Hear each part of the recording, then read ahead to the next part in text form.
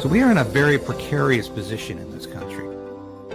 We need a political change, but we also need the resolve to resist. Hey, thanks for watching our live stream. I'm the host, David Crayden. In the meantime, have a look at some of these clips and take the opportunity, please, to like this broadcast, ring the bell, or subscribe. And we're stepping up in every way we can because we know that Russia must win this war. That Ukraine must win this war. But freedom is something you earn every day. I don't know that the government currently has fiscal anchors. Your home is your castle. We're calling on the government to introduce and immediately pass the Stand on Guard law. But we also need to resolve to resist.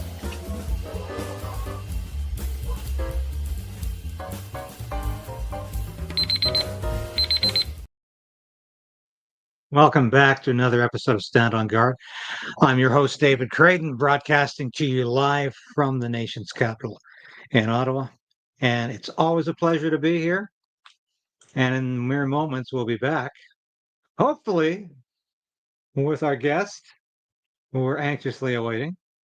And I hope you enjoy this new intro.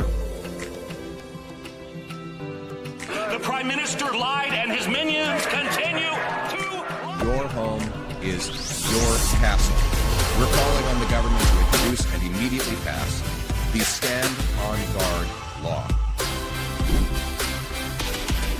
But we also need to resolve to resist.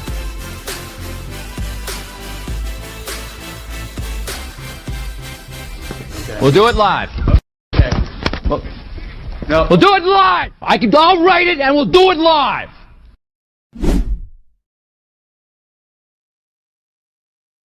So we'll do it live. And that's what we're doing right now. That was Bill O'Reilly. Can you believe that? You know, Bill O'Reilly, if you ever watched The Factor on Fox News, that was Bill O'Reilly. And he wasn't afraid to do it live. And so we're waiting on John Carpay, I would say the chief lawyer with the Justice Center for Constitutional Freedoms. He's joining the show, I think, in moments here. We're going to be talking about two very dangerous bills. And let's just revisit a couple of videos here from Sean Fraser, the Attorney General, who's talking about these bills. This legislation that you're proposing this fall, how soon? Do we have a date we can expect to see some of that? We should expect to see in the very near future the legislation dealing with intimidation and obstruction of those participating in their faith community, as well as hate crimes more broadly. Next month, we anticipate we will be in a position to table the legislation touching on bail and sentencing. Subsequently, during this parliamentary setting, depending on how efficiently the process of the House works and the collaboration of other parties to advance this legislation to get it done, we expect to see that third piece of legislation tabled later in this parliamentary setting that would deal with intimate partner violence, protecting kids online, and victims in the criminal justice process. Great. And here's the second. You're proposing this fall, how soon? Do we have a date we can expect to see some of that? We should expect to see in the very near future the legislation dealing with intimidation and obstruction of those participating in their faith community, as well as hate crimes more broadly. Next month, we anticipate we will be in a position to table the legislation touching on bail and sentencing.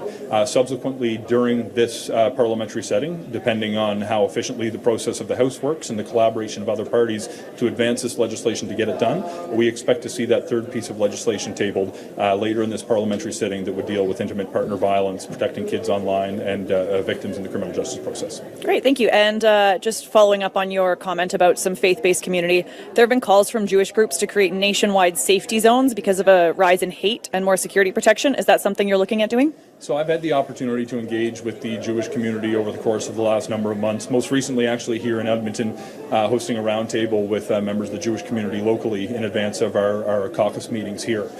We have to make sure that we can do what's within our bailiwick, and that we also encourage other levels of government to take measures to improve public safety that are within theirs.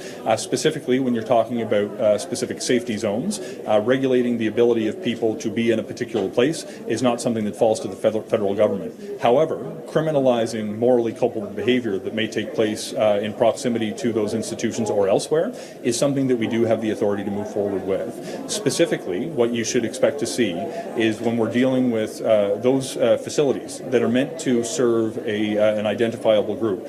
Think of a synagogue for the Jewish community, a mosque, a church, but also community centers, schools, or specific places that are designed specifically for a given community. We want to add criminal provisions that would prohibit the obstruction of those facilities and the intimidation of the people seeking to use them. In addition, we are looking to establish new measures that would address hate more broadly, that is coupled with other criminal behavior that may take place regardless of its proximity to a particular faith-based institution. Yes, and that, of course, what is Pierre Poilievre talking about, though? This is what I really would like to know. And I'm just going to show this to you for a second here. Guy you've been dodging in question period, trying to avoid questions about how inflation, debt, crime, housing costs, immigration, and tariffs are much worse today than when you were elected, promising to make them all better. You've been avoiding accountability by jet-setting around the world on expensive trips to faraway places. And let me be clear, I don't begrudge anyone as a leader for reaching out and building ties, but it's just that you don't get any results. In fact, you have the reverse Midas touch. We have double the U.S. tariffs on Canadian goods, now new and higher tariffs from China on our farmers and fish harvesters, and you're back to the United Kingdom, where the Brits continue to hit our farmers with protectionism that you have not succeeded in removing. You've gotten no results whatsoever. So I do have a suggestion for the next inevitable trip to the United Kingdom that you might make, and that is this: apologize. When you were the governor of the Bank of England, you caused an inflation crisis by printing way too much money. In fact, inflation was far worse in the UK than in neighboring competitor countries. It had the second highest inflation during your time there. In all of the G7, the only country that was worse, unfortunately, was Canada under your protege, Justin Trudeau. And housing. You caused a housing crisis by flooding the market with cheap cash, which of course helped the billionaire class and the insiders, but shut young Brits out of homes. Does that sound familiar? Just like Canada under the Liberal government. Now, if you were to apologize for all those things, it's not just that the Brits would appreciate your contrition, it's that it might signal that you'd learned something from your dreadful economic mistakes. It's not just that the London Telegraph said that you were the unreliable boyfriend of central banking. It's that these terrible policies repeated in Canada could cause even more suffering. By showing that you understand your failings, then maybe you can learn from them. After all, the definition of insanity is doing the same thing over and over again and expecting a different result. We as Conservatives have learned from your failures, and we're here to help you avoid repeating them. We believe in cutting back on the bureaucracy, getting the deficit and the tax burden down so that hard work actually pays off in this country. Remove all that bureaucracy you keep building so that homes can actually get built, that people can afford, and unlock our resources so that we can become a self-reliant country. Those would be great lessons to learn from your failures, but first, you have to admit that you made them. Before you can do that, I recommend you park the plane, get to work, still can't get and that. do your job. Dear.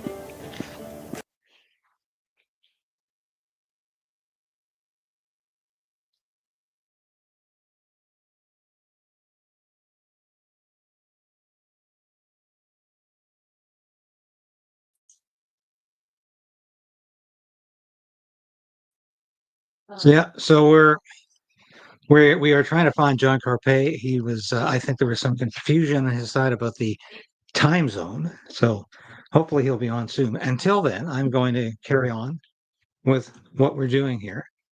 And this, of course, is all about a bill. That's what the Liberals have done is introduced Bill C9 in front of C8. C8 is even more toxic than C9. I mean, it's quite incredible here. And you need to be very concerned about Bill C. This is Matt Strauss posting on X. It allows Melanie Jolie to kick anyone off the internet with no trial, no warrant. Worse, you won't be allowed to say you've been kicked off. This is the Emergency Measures Act on steroids, only permanent and secret. Here's what Canada Proud posted about this. Under Bill C, Mark Carney can ban you from the internet, ban you from talking about how you were banned from the internet, force you to give up personal information relevant to why they banned you from the internet. Canadians need to oppose this bill. And this is a toxic bill. Now, what I need to know, and I haven't thoroughly read the bill because I have been so preoccupied with the Ostrich issue in BC, with the gun law confiscation, with the growing deficit. This is why I need John Carpay on the show to answer these questions today, and hopefully we'll get him. But this is a very dangerous bill. And what we need to know is whether there's a thought crimes component in this bill. And if there is, this bill is even worse than Bill C-63, which was the Online Harms Act. But you see what the Liberals have done here. They keep changing the name of things.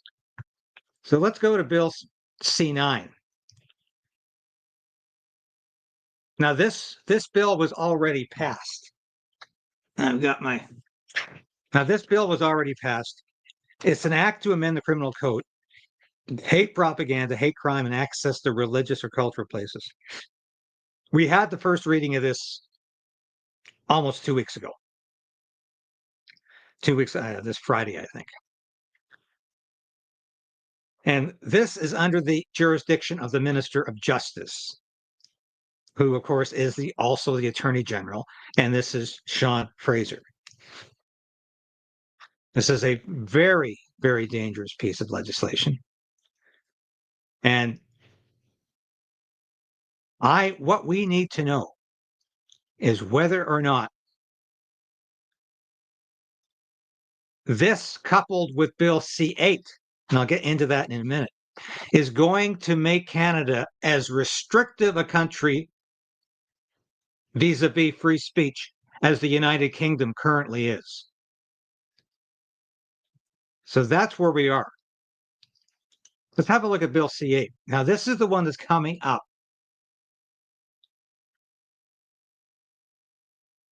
And this is interesting. First reading was on June 18th, and it's the Minister of Public Safety. Now, it's not clear to me whether or not Sean Fraser, if you listen to that clip, was referring to introducing a bill. Is this another bill, or will the Online Harms Act be reintroduced as a separate piece of legislation? Because we don't know. And what is very interesting about Bill C-8 is that it's under the jurisdiction of the Minister of Public Safety, Gary Anandasangaree. I hope I pronounced his name right. Now, would you trust Gary Anandasangaree, the Public Safety Minister, who, this is the same joke of a minister who revealed the other day in a private conversation that the gun confiscation is a big joke, and that there's no way this is ever going to work.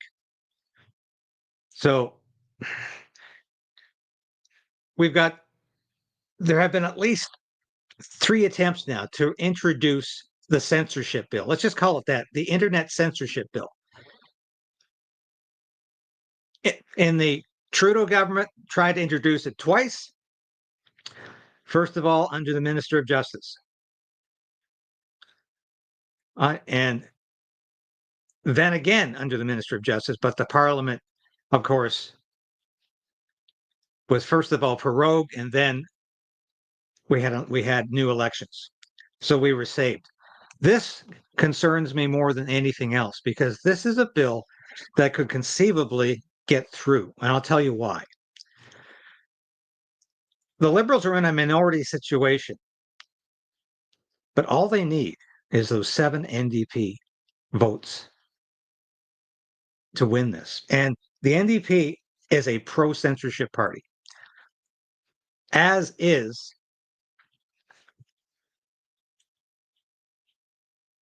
the Bloc Québécois. So they could get all party support with the exception. I think the Conservatives will oppose this. They were going to oppose Bill C-63. They have to oppose this if they have any respect for free speech in this country. And I think that is at least something we can hope and pray happens, because this is a country on the verge of not just economic catastrophe, but political catastrophe. And we have seen what this government is capable of doing. Now we're just going to have I understand John will be on momentarily here. We're just going to go to another clip, which I didn't expect to use this morning, but hey, you've got to go with the flow sometimes, don't you?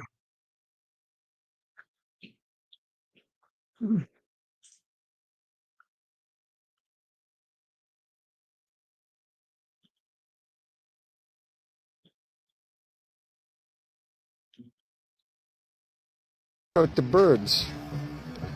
Here's the latest. Some of the latest footage. We got some Ostrich herding. farm. A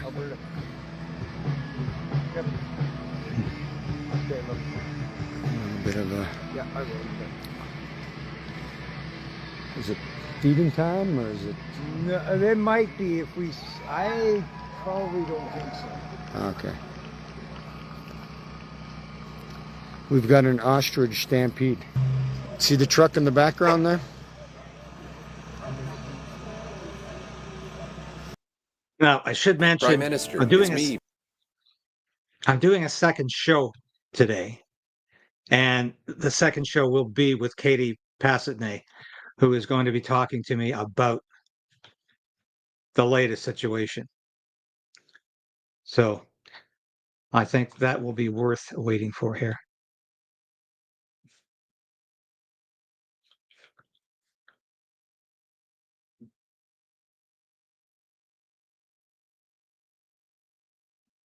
Okay, we will be doing the John Carpay interview tomorrow. So let this be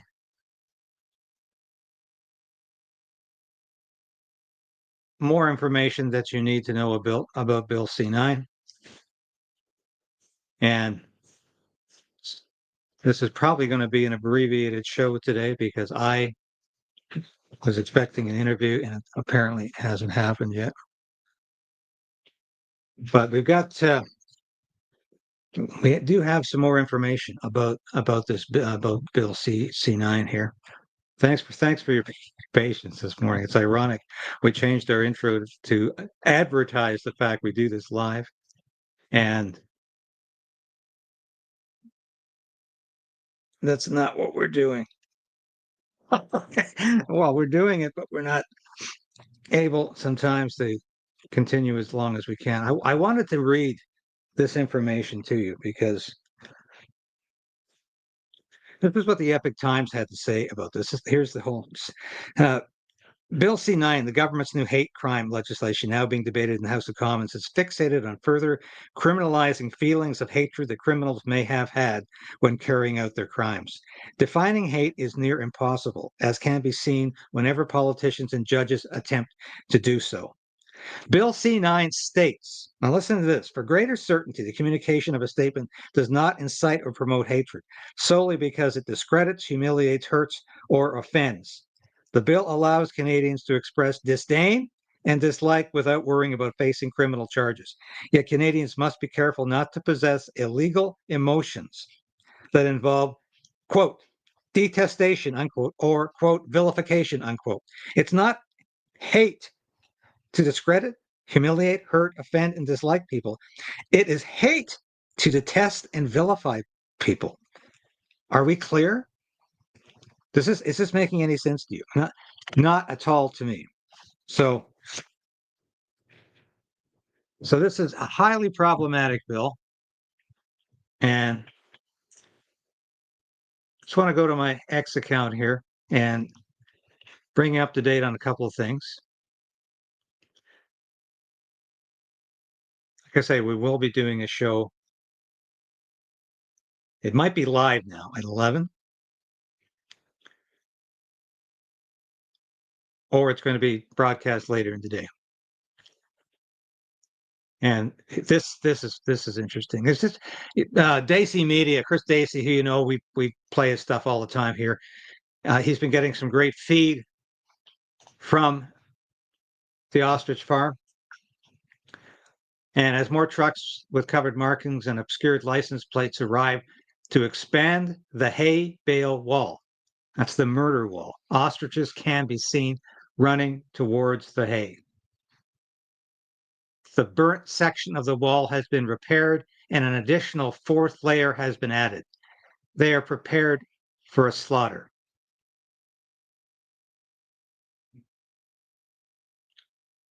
And incredible stuff.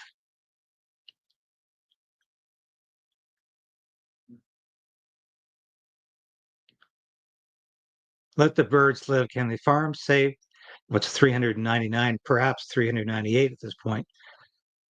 Would be ashamed to share widely to expose this outrageous Canadian government overreach.